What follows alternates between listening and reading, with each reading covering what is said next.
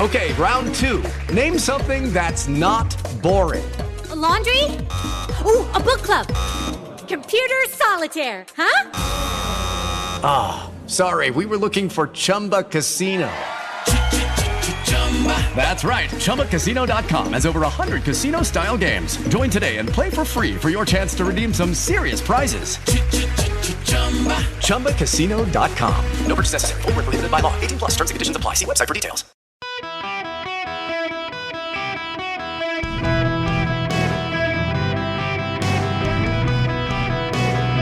Welcome to the Eric Erickson Show Podcast, Hour 2. Hello, America. It is Eric Erickson here. The phone number is 877-973-7425. Should you wish to be on this here program, glad to have you with me. We have got to talk about what is being said in private. I'm happy to take your phone calls as well. 877-973-7425. But we got to talk about this. It is no easy thing. If I'm really honest with you about it, it's actually no easy thing to oftentimes say things publicly that you think privately. It's harder and harder in this country. It's one thing I try very hard to do is to never tell you something in public I don't actually believe, and to never say privately things that differ from what I say publicly. I think even though you may disagree with me, like, for example, on the election being stolen. I know many of you think the election was stolen in 2020, and I don't. And I'm willing to tell you what I actually believe, and what I think many people don't understand, don't believe, and won't believe, though it's true, is that very many of the people who publicly tell you the election was stolen privately don't believe it.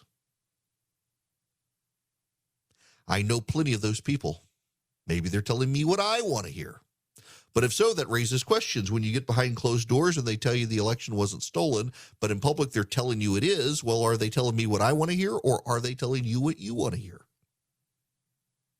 This is happening on both sides. It's not a partisan phenomenon. Both political parties do this. For example, a lot of Republicans for years have declared themselves pro-life, and you see with the end of the Roe decision by the Dobbs case, a lot of them publicly are pretty pro-choice abortionists. They would have never had you believe it because they wanted your vote. They wanted your vote. And they just lied to you. They told you what they thought you wanted to hear. And that, to some degree, is the greatest problem here. And honestly, it's a problem not just within politics generally, but in my industry, in talk radio, conservative talk radio, on television as well. A lot of the people who tell you the things you want to hear on TV and radio, they're the ones who behind the scenes don't really believe it. But they're trying to be entertaining. They're trying to placate you. They're trying to head pat you. They want you as a listener or a viewer. They want your ratings. So they will, in public, tell you something that in private they don't really believe, or they don't believe it as forcefully as they convey on television. I would be very wary of listening to any voice who all the time tells you exactly what you want to hear. I know, because we have an open phone line policy here, and many of you email me, that oftentimes I disagree with you on stuff, and I appreciate you sticking with me. And that's kind of the fear for a lot of people. They don't want to lose the audience. In 2016, I kind of parted ways with a lot of you by not supporting Trump. And you knew my heart enough on issues and understood how I saw the world that you didn't abandon me. I think I literally, I'm not making this up, and it's not to toot my own horn. It's to make a larger point here. I do think I'm the only person who was a local radio show host in 2016 on a conservative station who did not back Donald Trump, who still has a job. Every single person I can think of who was in my position in 2016 and did what I did is no longer in radio. My ratings went up. Because my job here is not to tell you what you think. My job here is not to affirm your views. My job here is to try to explain to you what's going on in the world. I'll tell you what I think about it, but I at least want to explain it. And I don't always get it right. And I personally believe I've got an obligation to tell you when I've gotten something wrong. And a lot of people won't do that either. They just move on as if it never happened. There are sometimes people email me angrily to tell me I'm wrong. Why won't I admit it? And I don't think I'm wrong. But there are times I get things wrong. Like, for example, the other day, I had to tell you, I misassessed the impact of the Dobbs case on firing up Democrats. I still think Republicans take the House. I still think they have a good shot at taking the Senate, but I did not appreciate the intensity to which it would fire up Democrats at the time. This happens in politics a lot. A good friend of mine was sitting with a prominent Georgia Republican in Washington, D.C. several years ago. And this prominent Republican from Georgia, who was in Washington, D.C., had been elected to Washington, D.C., was maligning pro-lifers, laughing at them, ridiculing them, calling them names, stereotyping them. And my friend and his wife are ardent pro-life activists. And the friend of mine and his wife had to admonish this elected Republican in Congress that they were pro-lifers themselves, and they agreed with the people this person was picking on. And he excused himself and left. I've heard this for years. Republicans who go to the Capitol Hill Club and they cast aspersions on their very base. The Hicks, the Rubes, the Rednecks, they don't like them. They pick on them. They laugh at them. Democrats do the exact same thing on their side. Democrats do it as well. I'm less familiar with them, but I one time had a pro-lifer tell me she would far prefer to go to Nancy Pelosi or at the time Barbara Boxer and have a pleasant conversation with them, because she knew going in that they weren't going to agree with her at all on the issue of abortion, but they might be able to find some common ground on helping kids.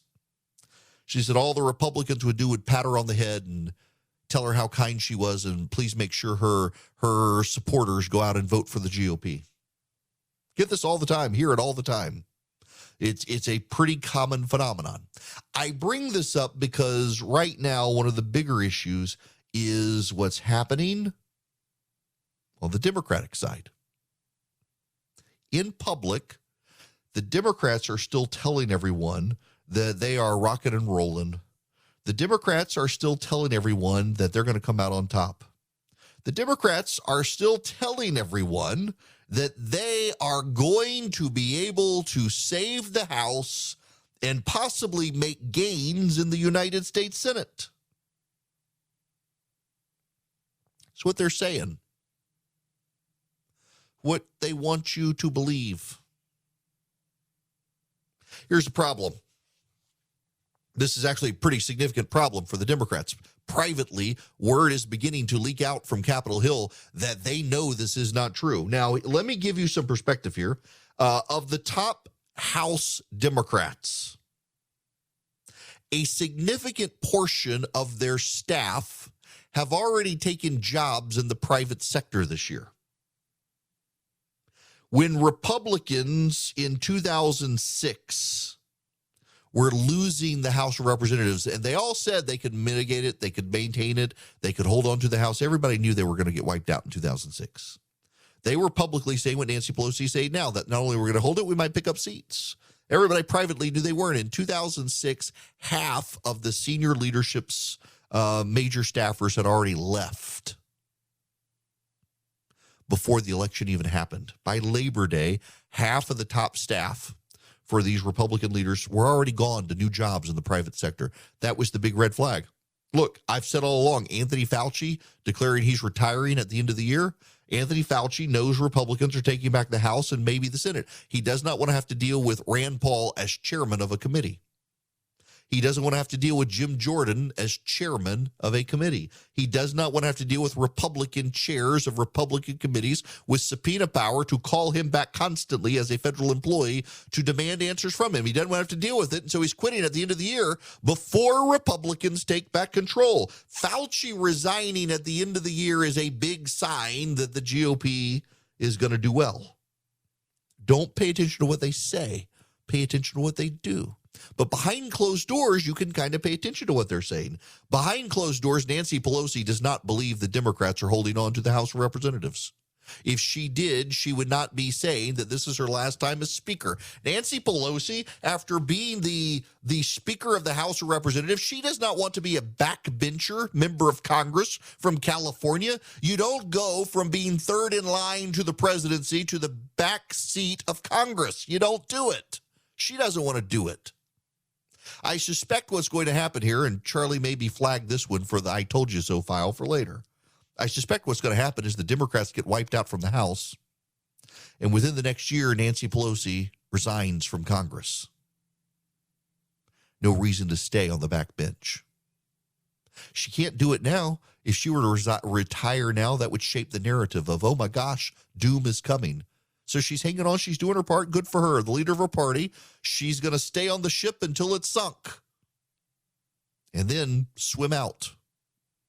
In the Senate, behind closed doors yesterday, Chuck Schumer told his Senate colleagues the Democrats are toast in the House of Representatives. He told his Senate Democratic colleagues they only have a 60% chance of holding the Senate.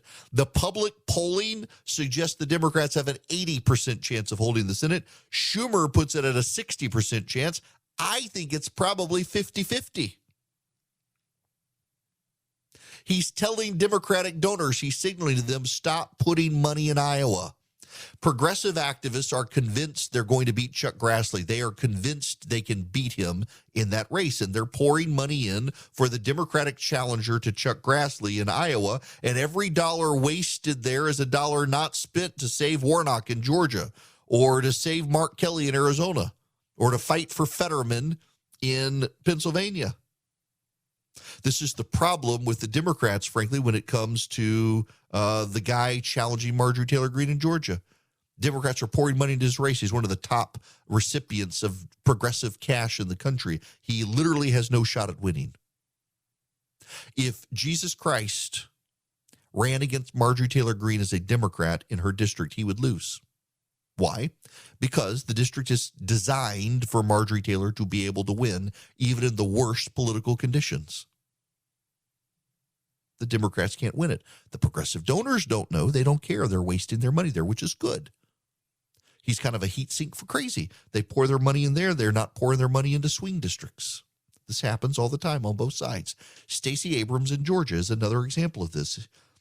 84% of Stacey Abrams' money comes from outside Georgia.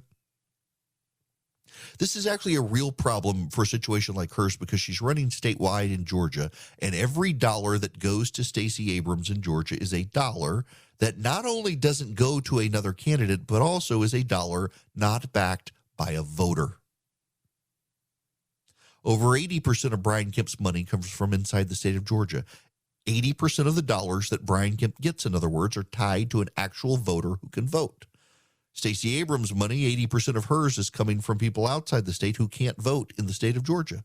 It shows a fundamental weakness.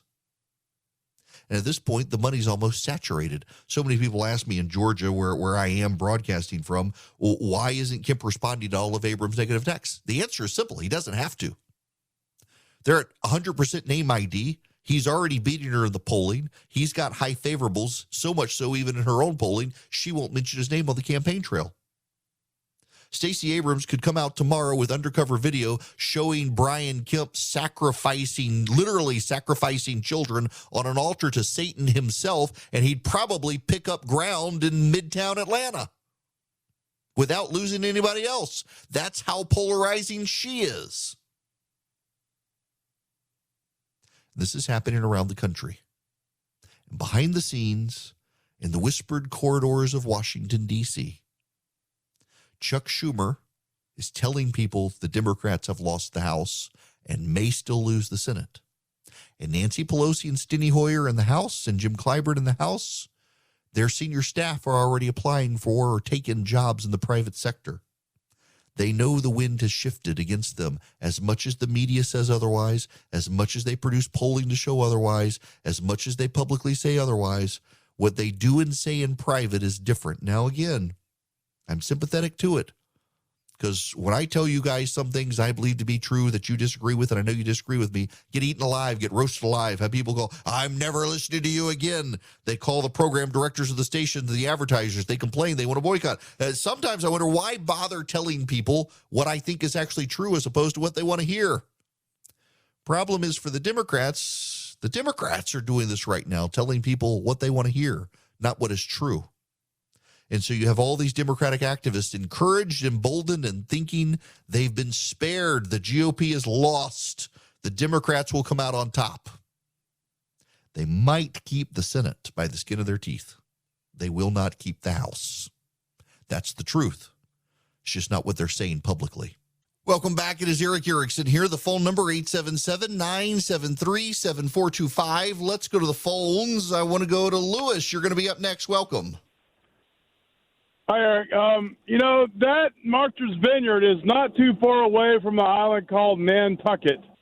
Now, Nantucket is about a 2.5-hour ferry ride out there. You got to line up about 5:30 a.m. to back the trucks in on the ferry to go out there. And about 5 years ago when I was, it was about $550 then to take one tractor-trailer one way and $550 back. And you had to line up at a certain time to get back over to the island. Now, it's a little shorter over there at Martha's Vineyard, but no one drives to Martha's Vineyard. You either get on a ferry or you fly in. Right. And with what Ron DeSantis did was no small thing. It was a very good thing. And people don't understand the expense. I have a paper cup in my cabinet where I got a chicken basket, was the only thing I could find. It's $35 for that little bitty meal. And it's just really, really expensive. And so he's exposing what the expense is of going out to these places. Yeah, he's doing a lot in that regard because it's only 50 people. The media is trying to run stories from a couple of these people saying they were duped, but most of them acknowledged that they were given the choice and they wanted to go. And he's exposing the hypocrisy of so many people on the left who say that they want to be okay with this issue. They support immigration. They support what Joe Biden is doing. They're okay with the border being as porous as it is because they don't have to deal with the consequences of it. And what this is showing is that when they have to deal with the consequences of it, they don't like it any more than the people of Texas or Florida like it. And in fact, you're wondering, how are these illegal aliens getting to Florida? It's not touching Mexico. It's because the Biden administration, did you catch that in the story earlier from the New York Post? The Biden administration had been dropping people off in Florida. So the Biden administration's doing it to the Floridians. So now the Floridians are doing it to the Yankees. And they're now upset about it. Maybe this will force some change in the policies of the border. Welcome back. It is Eric Erickson here. The phone number is 877-973-7425. Should you wish to be on the program, always happy to have you. Now, let me see here. Can I squeeze in another phone call here? Yes, I think I can. Ron, you're going to be up next. Welcome to the show, Ron. How are you? I'm good, Eric. I've been thinking about this for a long time, and it makes sense to make an issue with the fentanyl that's being brought into the country.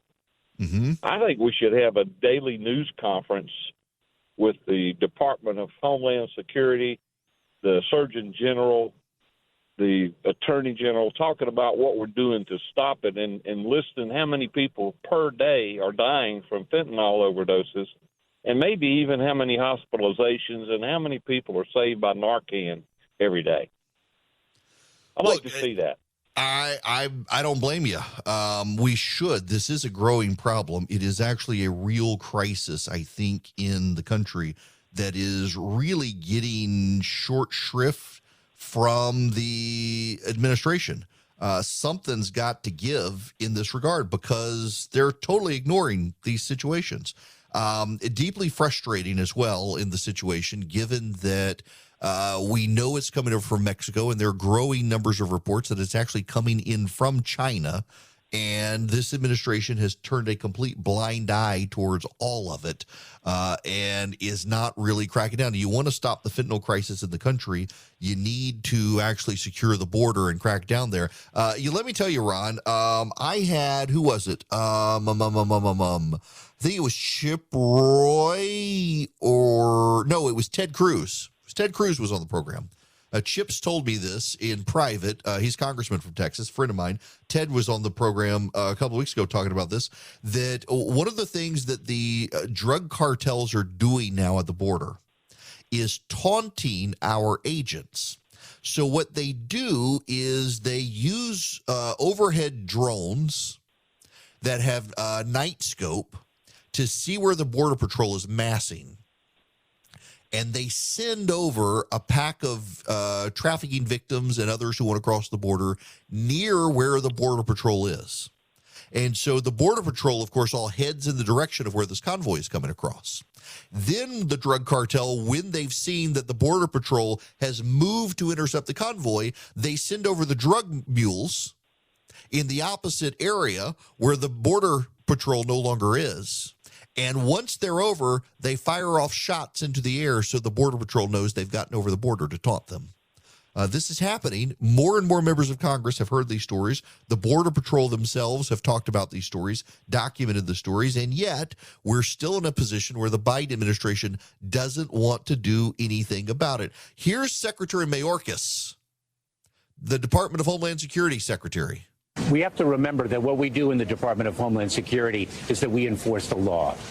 We enforce the laws that Congress has passed. And those are laws of accountability as well as laws of humanitarian relief. We have an asylum system in this country. When individuals arrive in the United States and make a claim of fear of persecution by reason of their membership in a particular social group, they are able to make a claim for asylum in immigration court.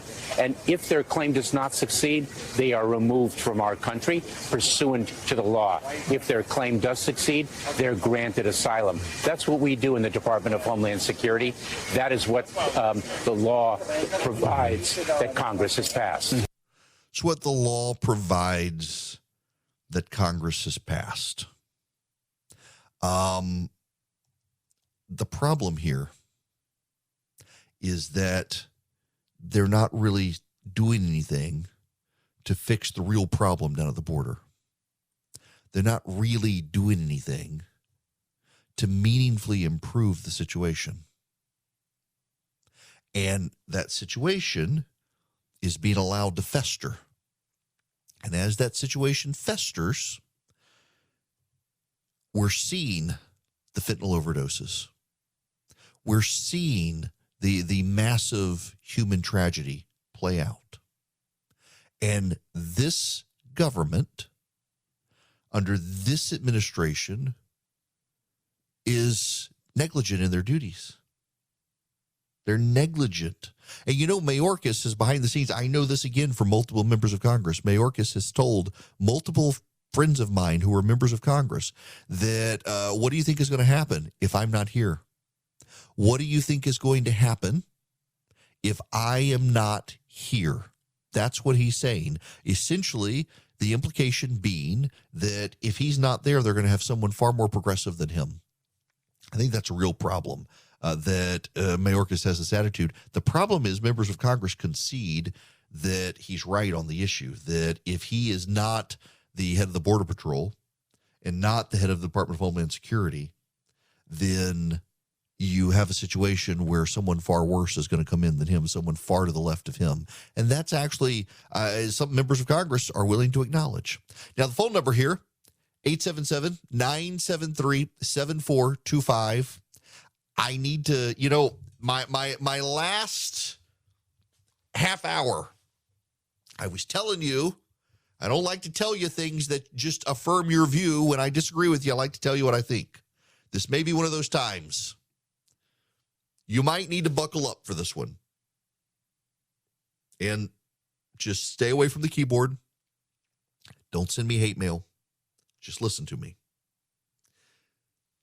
It is quite obvious at this point that the grifters on the right have hit on a new subject line to fundraise off of. That the Biden administration and the FBI and the Department of Justice are arresting conservatives. If you're a conservative, you could get arrested.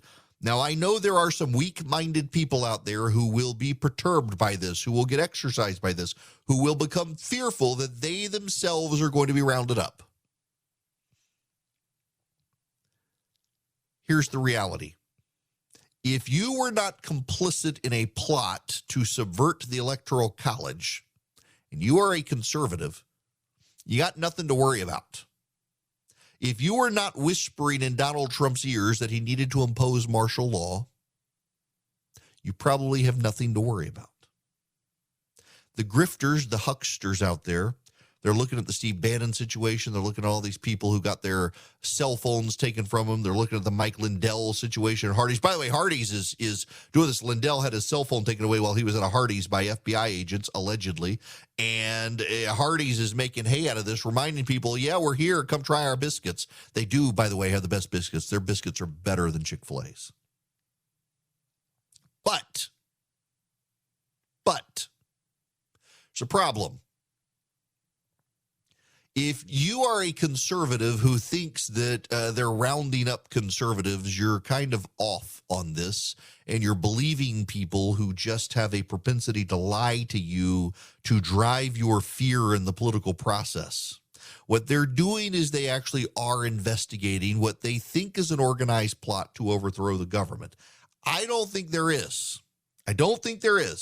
I do not believe that the MyPillow guy and Sidney Powell and Rudy Giuliani could find their way out of a paper bag, let alone plot to overthrow the government. And there are people who say, well, just because they're dumb doesn't mean they couldn't commit a crime and conspiring. No, I don't think they're smart enough to even meet the definition of conspiring to overthrow the government. I mean, Sidney Powell, for God's sakes, is running around telling people the Dominion voter software is like rigged by what? Hugo Chavez's ghost of the Chinese or something? These people, I don't know what happened to them. They used to be smart. Lynn Wood just comes off as an insane man. So does Sidney Powell comes across as an insane woman. Rudy Giuliani, I don't even know what's going on with that dude. Mike Lindell is some sort of crazy person.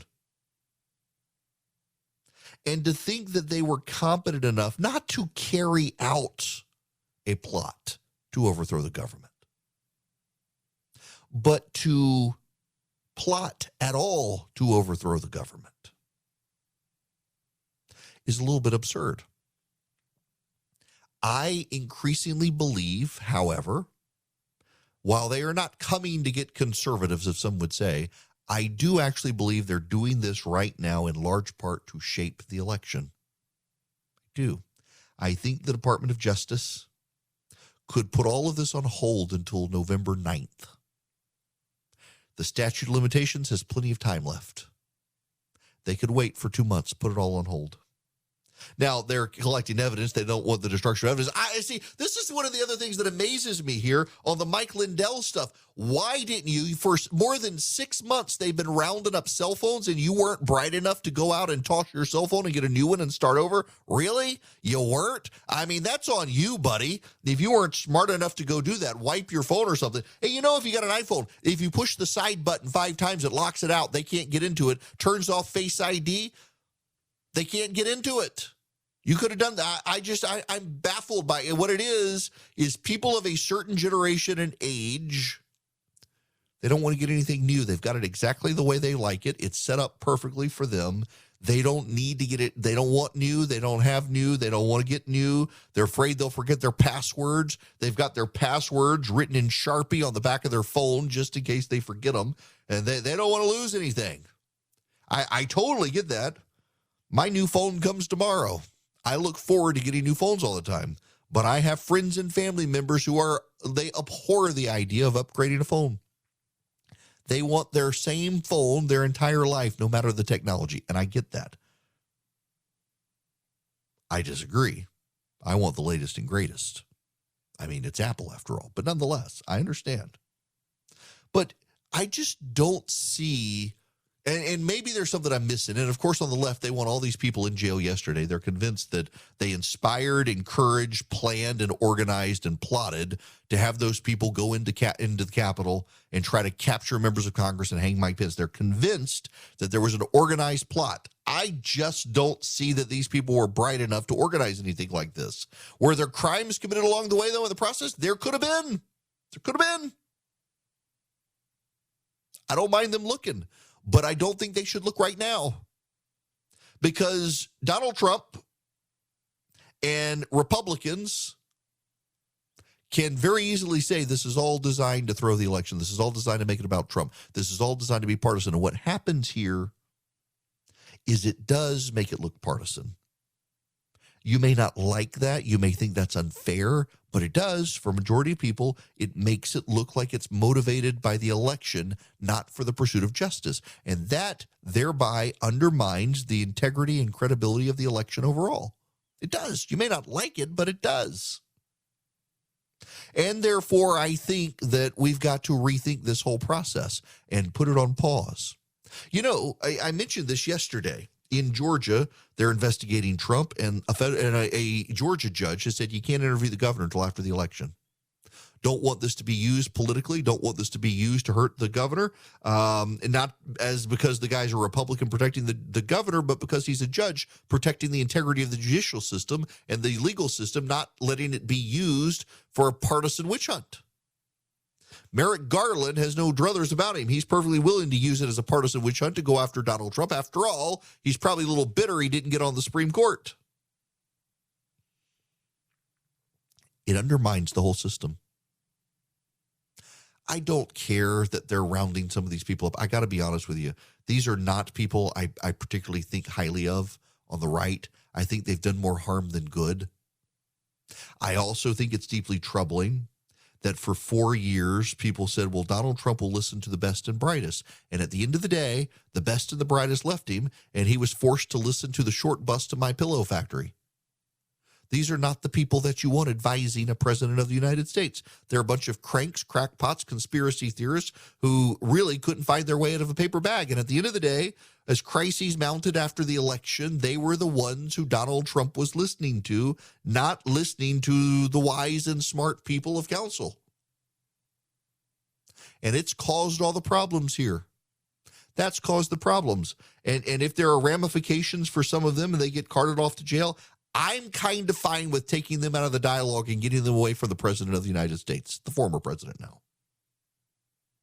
But I don't want you to think they're just randomly rounding up conservatives. They're not. They're rounding up people who were feeding Donald Trump information, trying to convince him to declare martial law. They're rounding up people they believe plotted with organizers of what happened on January 6th. You and I can think that nothing organized happened, that it was an organic protest movement where some rabble-rousers at the mob convinced the mob while in the mob to do mobbish things. But the Attorney General clearly thinks otherwise. I think he should wait until after the election to pursue his theories. But I don't think it's out of bounds for him after the election to pursue these theories. Because clearly what happened on January 6th was not just a protest. There were some people in the mob who convinced members of the mob to storm the United States Capitol and try to smash down the doors of the Speaker's lobby as members of Congress, Republican and Democrat alike, were running out the backside of it. And one of their own got killed in the process, was shot. And then they wanted to make her the martyr when actually she was on the side of the mob trying to storm into the Capitol. Truth matters here, though. Truth matters. And the truth is, if you weren't bright enough 6 months after they started seizing cell phones to go get yourself a new cell phone, well, then I really don't have a lot of sympathy for you or for the hucksters and fraudsters and grifters out there screaming that all conservatives are getting rounded up. Nope, not all of them. Just the unsmart ones who decided they needed to try to stop the Electoral College from being counted. Now, I told you some of you might not like that, but I'm not here to tell you what you think. I'm here to tell you what I think and tell you what's actually going on. One of the other things that's going on is Eden Pure is running its 3-pack deal right now. If you want to clean the air, clear the air, get better air, well, I probably actually today am going to have to use mine in my car because I went and played golf yesterday, and I wasn't thinking about it when I got back into the car. At the end of it, I still had the cigar in my hand, and it was still lit and smoking, and my car smells a little cigarishly. So I will have to clean it out later. And the Eden Pure will take care of it because it eliminates odors. It really does. Smoke odors, pet odors, litter box odors, fry odors, food odors, musty odors, you name it. It wipes out odors. I've done it before in my car. I can do it again in my car. You can plug it into a USB cord. You can plug it directly into the wall. You can get 3 of them for less than $200 by going to EdenPureDeals.com. EdenPureDeals.com. Put in Eric3, ERICK3. You'll get 3 of them for less than $200. You'll save $200. You'll get free shipping. EdenPureDeals.com. Hello there. It is Eric Erickson here. The phone number is 877-973-7425 if you would like to be on the program. Let's see here. I want to go. I've only got about a minute or so here, Bob, but I want to try to squeeze you in. Welcome. Hey, Eric. I was listening to what you're saying, and I fall in that category of resistant to changing my phone, only because I'm very busy, and I don't want to have to go through having to learn it and download and upload all the new stuff. I was forced to do that. I was forced to do that recently, and I learned. The service I use, everything's kept on Google Cloud. So we had to upload it there to download it to the new phones. And I thought, why does the FBI, and I'm going to kind of answer my own question, why did the FBI take his phone for the pillow guy when they could have gotten it off the cloud? And that gets into the Apple lawsuit thing they had going on. But then I thought, well, it creates a bad impression here. They could have taken his phone and ghosted it and given it back because he uses that to run his business. And it creates the impression, for one, the timing of it, to send a message to conservatives, and also to punish him for doing what he did, whether he really did something wrong or not. There's definitely a punishment there, Bob, whether he did something wrong or not. I got to let you leave it at that. I will say this, though. They got to have probable cause to take the phone. What that probable cause is, we don't know yet. And again, I think they probably think they have probable cause. I just don't really think that they do. I think these people, that they're playing with something they don't really understand. With Lucky Land Slots, you can get lucky just about anywhere. Dearly beloved, we are gathered here today to... Has anyone seen the bride and groom? Sorry, we're here. We were getting lucky in the limo and we lost track of time. No, Lucky Land Casino, with cash prizes that add up quicker than a guest registry. In that case, I pronounce you lucky. Play for free at LuckyLandSlots.com. Daily bonuses are waiting. No purchase necessary. Void where prohibited by law. 18+. Terms and conditions apply. See website for details.